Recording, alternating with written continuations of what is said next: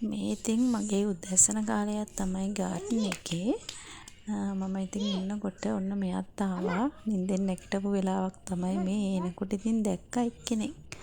අපි බලමු මෙයා කවුරු දැකලාද මේ සතුටින් මෙච්චර ඉන්නේ කියලා. ඉතින් ඔන්න බලන්න. ඒ අතරේ මම තව දෙයක් දැක්කා. ඉතින් මම ඒකත් මගේ මේ පුංචි කැමරාවට අසු කරගත්ත. ඔන්න බලන්නකෝ ඒ මොකද්ද කියලා. ලස්සනයි නේද?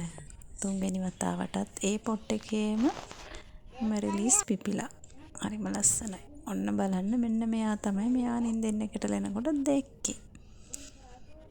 බලන්නකෝ ඉතින් එයා ඇවිල්ලා අපේ වත්තේ අඹ කන්න. ඒ යාළුවා දැකලා අපේ බබාට ඉතින් හරිම සතුටුයි.